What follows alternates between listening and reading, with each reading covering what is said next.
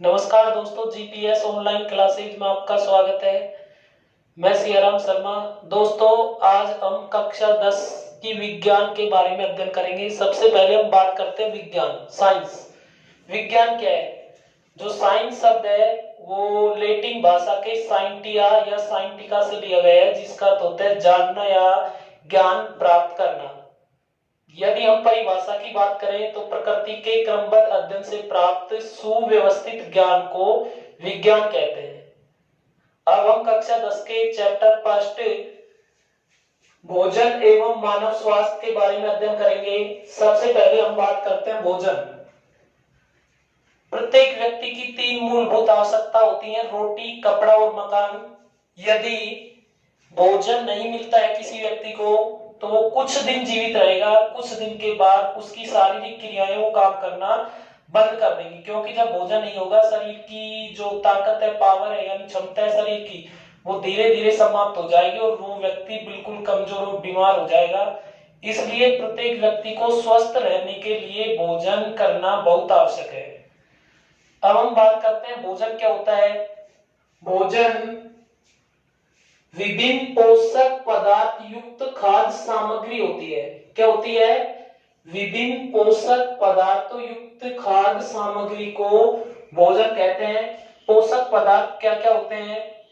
Carbohydrate है, protein है, वसा है, खनिज लवण है, जल है, विटामिन है, ये सभी पोषक पदार्थ होते हैं। यदि इन पोषक पदार्थों की उपस्थिति भोजन के अंदर होती है तो वह भोजन संतुलित भोजन होता है, एक अच्छी पावर देने वाला भोजन होता है। यदि इनमें से किसी एक की भी अनुपस्थिति होती है तो वो भोजन संतुलित भोजन नहीं होता। उस भोजन को करने से शरीर में कहीं न कहीं किसी भी तत्व की कमी आ जाती है, जिसके कारण व्यक्ति में उसके लक्षण दिखाई देना शुरू हो जाते हैं और विभिन्न प्रकार की बीमारियां पनप जाती हैं। अब हम बात करते हैं संतुलित भोजन। वह भोजन जिसमें सभी आवश्यक पोषक तत्व जैसे कार्बोहाइड्रेट, प्रोटीन, वसा, खनिज लवण, विटामिन एवं जल उपस्थित हो, संतुलित भोजन कहलाता है। यानी भोजन के अंदर उसके सभी आवश्यक पोषक तत्व, उसके सभी आवश्यक घटक कौन कौन से होते हैं? आवश्यक घटक या आवश्यक तत्व जैसे कार्बोहाइड्रेट, प्रोटीन, वसा, खनिज लवण, विटामिन एवं जल आदि की यदि उपस्थिति होती है तो उस भोजन को संतुलित भोजन कहते हैं। इसको हम शॉर्ट में भी बोल सकते हैं। यदि वह भोजन जिसमें सभी आवश्यक पोषक तत्व उपस्थित हो तो उसे संतुलित भोजन कहते हैं। क्या कहते हैं? संतुलित भोजन। ठीक है, शॉर्ट में हम इन चीजों का जिक्र नहीं करेंगे। बाकी पोषक तत्व क्या होते हैं? कार्बोहाइड्रेट है, प्रोटीन है, वसा है, खनिज लवण है और विटामिन है। इनसे युक्त भोजन यदि इनकी उपलब्धता है भोजन में निश्चित अनुपात में ये सभी पदार्थ, तो ऐसा भोजन संतुलित भोजन कहलाता है। इसके बाद आता है असंतुलित भोजन। जैसा नाम है असंतुलित, यानी संतुलन नहीं है, अर्थात ऐसा भोजन जिसमें कोई पोषक पदार्थ है वो तो अधिक मात्रा में है और कोई जो पोषक पदार्थ है वो बहुत कम मात्रा में, बिल्कुल नगण्य यानी ना के बराबर है या बिल्कुल ही नहीं है, तो ऐसे भोजन को असंतुलित भोजन कहा जाता है। क्या कहा जाता है? असंतुलित भोजन। तो हम बात करते हैं परिभाषा क्या होगी इसकी। वह भोजन जिसमें किसी भी पोषक तत्व की अनुपलब्धता यानी कमी हो, असंतुलित भोजन कहलाता है। यदि कोई व्यक्ति असंतुलित भोजन को बार बार लेता है, लगातार लेता रहता है, तो उससे परिस्थिति में उससे व्यक्ति के अंदर विभिन्न प्रकार के रोग उत्पन्न हो जाते हैं। यदि हम बात करते हैं विटामिन की कमी है तो विटामिन से संबंधित रोग हो जाते हैं। यदि खनिज लवण की कमी है तो खनिज लवण से संबंधित रोग हो जाते हैं। यदि जल की कमी है तो उस परिस्थिति में उपापचय क्रियाओं पर और पाचन पर विशेष प्रभाव पड़ता है। यदि वसा की कमी है तो भी व्यक्ति में दुबलापन आ जाता है। चुस्ती कम हो जाती है, फुर्ती कम हो जाती है। तो कहने का मतलब ये है कि प्रत्येक पोषक तत्व का भोजन में अपना एक महत्वपूर्ण योगदान होता है। यदि उसकी उपलब्धता है तो भोजन संतुलित है, यदि उसकी अनुपलब्धता है, उपलब्ध नहीं है वो, तो भोजन होता है असंतुलित। तो असंतुलित भोजन की उपस्थिति में व्यक्ति कुपोषण का शिकार हो जाता है, यानी पोषक पदार्थ नहीं है भोजन के अंदर, तो उस परिस्थिति में कुपोषण नामक समस्या उत्पन्न हो जाती है। कुपोषण की हम बात करें क्या है, सभी पोषक पदार्थ युक्त भोजन पर्याप्त मात्रा में नहीं मिलते हैं, तो उस परिस्थिति में कुपोषण की समस्या आती है। जैसे ब्लड की कमी आ जाती है, शरीर एनीमिया हो जाता है, दुबला पतला हो जाता है, हड्डियों का ढांचा सा दिखाई देने लग जाता है शरीर, तो उस स्थिति में उस व्यक्ति को कुपोषण का शिकार कहेंगे। क्या कहेंगे? कुपोषण का शिकार। कुपोषण के प्रमुख प्रभाव, वैसे कुपोषण किन किन पदार्थों के कारण उत्पन्न होता है वो हम ऊपर पढ़ चुके हैं कि जो आवश्यक पोषक तत्व है, जैसे कार्बोहाइड्रेट है, प्रोटीन है, वसा है, खनिज लवण है, विटामिन है एवं जल है। यदि इन पदार्थों में से किसी भी एक पदार्थ की अनुपस्थिति हो जाती है तो उस परिस्थिति में भोजन असंतुलित हो जाता है, और असंतुलित जब भोजन है तो हम कहेंगे कि वो भोजन खाने वाला व्यक्ति कुपोषण से ग्रसित हो जाएगा। जैसे यहाँ लिखे सभी पोषक पदार्थ युक्त भोजन पर्याप्त मात्रा में नहीं मिलते, यानी किसी भी पोषक पदार्थ की कमी हो गई तो व्यक्ति कुपोषण की समस्या से ग्रसित हो जाएगा, यानी उसने कहीं ना कहीं शरीर में थकावट आना है, कमजोरी है, हड्डियों का ढांचा सा दिखाई देना है, या पेट का फूल जाना है, विभिन्न प्रकार की समस्याएं उत्पन्न हो जाती हैं। विशेषकर बच्चों में कुपोषण की समस्याएं अधिक दिखाई देती हैं, क्योंकि जब बच्चा छोटा होता है, लगभग 5 वर्ष की आयु तक बच्चे के खान पान पर बहुत कम ध्यान दिया जाता है। यदि उस समय बच्चे को संतुलित आहार दिया जाए, अच्छा भोजन दिया जाए, तो बच्चा तंदुरुस्त, स्फूर्ति युक्त एवं अच्छे स्वभाव वाला होता है। यदि भोजन अच्छा नहीं मिलता है तो उस परिस्थिति में जो बच्चा होता है वो कुपोषण का शिकार हो जाता है, दुबला पतला हो जाता है, मंद बुद्धि हो जाता है तथा स्फूर्ति बहुत कम हो जाती है। तो संतुलित भोजन स्वस्थ रखने के लिए अति आवश्यक है। कुपोषण के प्रमुख प्रभाव में पहला आता है विटामिन कुपोषण। विटामिन भोजन का सूक्ष्म भाग होता है।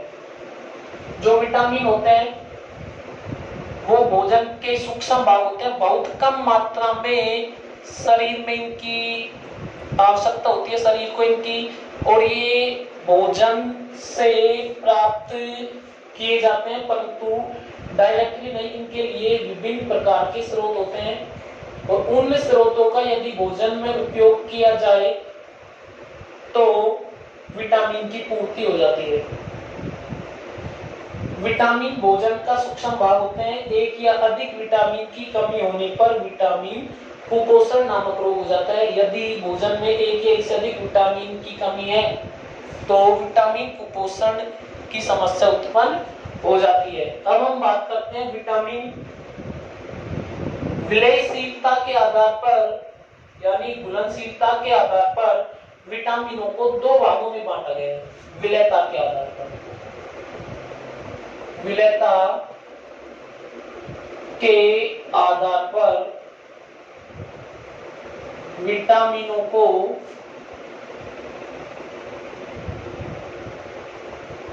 दो भागों में बांटा गया है। कितने भागों में बांटा गया है? दो भागों में बांटा गया है।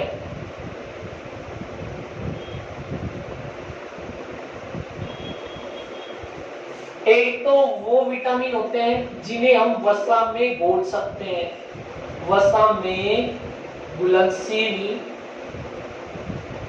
विटामिन।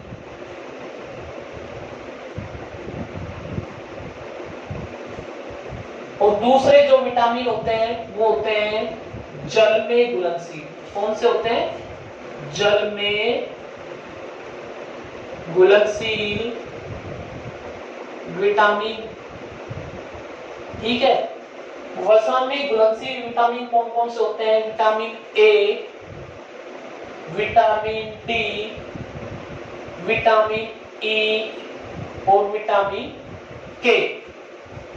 यानी वसा में विटामिन ए को, डी को, ई को और के को बोला जा सकता है। वसा यानी घी या तेल के अंदर, चिकनाई युक्त पदार्थ के अंदर विटामिन ए को बोल सकते हैं, डी को बोल सकते हैं, ई को बोल सकते हैं और के को बोल सकते हैं। जबकि जल में घुलनशील विटामिन शेष कौन कौन से बच जाते हैं? डी, विटामिन बी और विटामिन सी।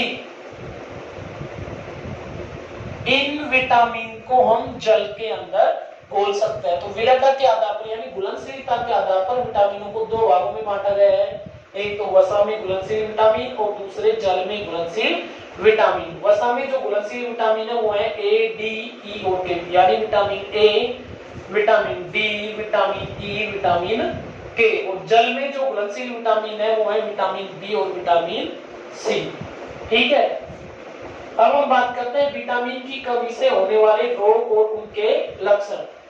यानी यदि भोजन में विटामिन की कमी है तो उस विटामिन की कमी से कौन कौन से रोग होते हैं, कौन कौन से लक्षण है उनके, कौन कौन से स्रोत हैं जिनके द्वारा इनकी कमी को पूरा किया जा सकता है। तो सबसे पहले हम देखेंगे क्रम संख्या विटामिन संकेत व नाम। यानी उस विटामिन को किससे लिखते हैं और उसका दूसरा नाम क्या है, यानी उसको किस दूसरे नाम से जाना जाता है। विटामिन की कमी से होने वाले रोग, यानी उस विटामिन की यदि भोजन के अंदर कमी है, अनुपलब्धता है, उस परिस्थिति में कौन सा रोग होगा, उस विटामिन का शरीर में क्या कार्य है और उसके स्रोत कौन कौन से, इसके बारे में अब हम विस्तार से चर्चा करेंगे। सबसे पहले हम देखते हैं विटामिन ए। विटामिन ए को रेटिनॉल भी कहा जाता है। यानी विटामिन ए का ये क्या है? दूसरा नाम। क्या है ये? दूसरा नाम। यानी विटामिन ए को रेटिनॉल के नाम से भी जाना जाता है। ठीक है, इसकी कमी से होने वाले रोग। विटामिन ए की कमी से कौन कौन से रोग होते हैं? इसकी कमी से होता है रतौंधी रोग। कौन सा रोग? रतौंधी। लक्षण क्या है? यदि हम लक्षण की बात करें, कई बार कह दिया जाता है कि इसको रतौंधी रोग है। रतौंधी रोग है क्या, ये चीज हम जानते नहीं। तो उसका लक्षण क्या है? प्रकाश व रात में दिखाई न देना। यानी प्रकाश की उपस्थिति में और रात में ऐसे व्यक्ति को दिखाई नहीं देता है, जिसमें कौन सा रोग होता है? रतौंधी रोग।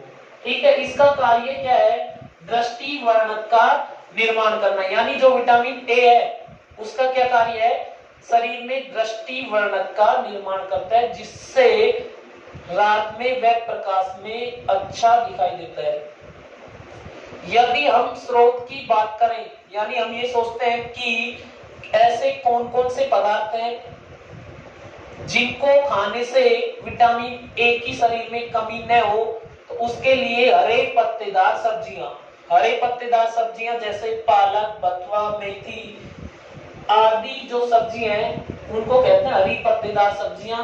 तो हरी पत्तेदार सब्जियां, फल यानी फ्रूट्स, दूध और लीवर, लीवर यानी यकृत, इन पदार्थों को खाने से विटामिन ए की पूर्ति हो जाती है। तो एक बार वापस देखेंगे, विटामिन ए की कमी से रतौंधी रोग होता है। कार्य क्या है इसका? दृष्टिवर्णक का निर्माण करना। स्रोत क्या है इसके? हरी पत्तेदार सब्जी, फल, दूध, लीवर यानी यकृत। इन पदार्थों का यदि सेवन किया जाता है तो शरीर में विटामिन ए की कमी नहीं आती है। अब हम देखते हैं विटामिन बी। विटामिन बी को बी कॉम्प्लेक्स भी कहा जाता है, क्योंकि विटामिन बी के कई भाग हैं। पहला जो इसका भाग है विटामिन बी1। विटामिन बी1 को दूसरा जो इसका नाम है यानी थायमिन के नाम से भी जाना जाता है। विटामिन बी1 को किससे जाना जाता है? थायमिन के नाम से भी। विटामिन बी1 की कमी से शरीर में कौन सा रोग होता है? बेरी-बेरी रोग। कौन सा रोग? बेरी-बेरी रोग। यदि हम बात करते हैं बेरी-बेरी रोग क्या है, तो हमको इसके लक्षण जानना अति आवश्यक है। तो बेरी रोग के क्या लक्षण है? हृदय की धड़कन कम हो जाती है, यानी हृदय धीमी गति से धड़कना शुरू कर देता है।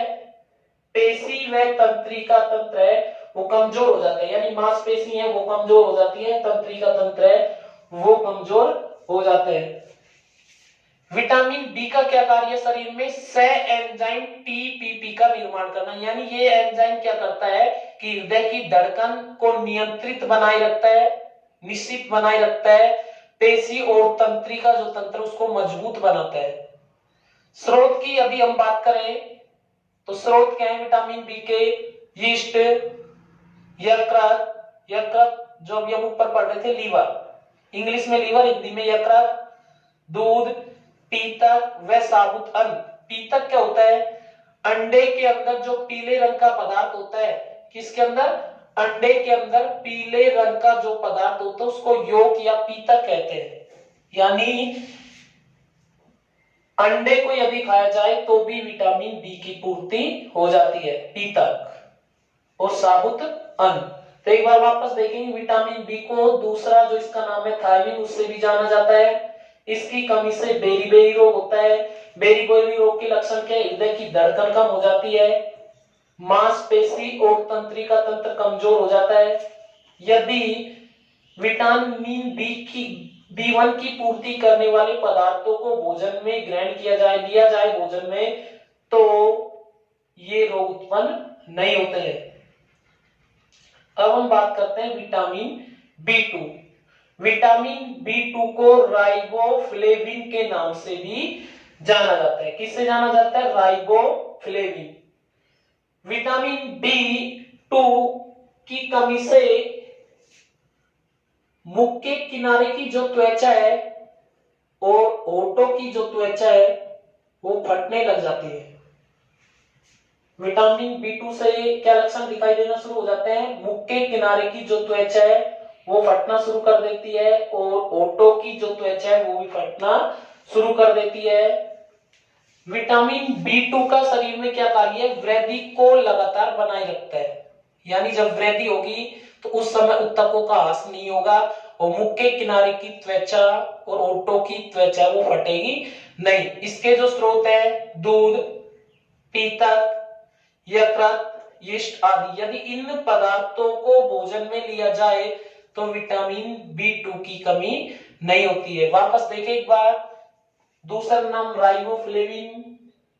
इस रोग में क्या लक्षण दिखाई देते हैं? मुंह के किनारे की त्वचा फट जाती है, होठों की त्वचा फट जाती है। इस विटामिन का शरीर में वृद्धि को नियंत्रित करने का कार्य होता है। इसके जो स्रोत है वो है दूध, पीतक, यकृत और यीस्ट। इसके बाद चौथा B3, इसको नियासिन के नाम से भी जाना जाता है। जो विटामिन B3 है उसका दूसरा नाम क्या है? नियासिन। इसकी कमी से पेलाग्रा नामक रोग होता है। कौन सा रोग होता है? पेलाग्रा नामक रोग। लक्षण क्या है इसके? जीभ व त्वचा पर पपड़ी पड़ जाती है। जो जीभ होती है और जो त्वचा होती है उस पर पपड़ी दिखाई देना शुरू हो जाती है।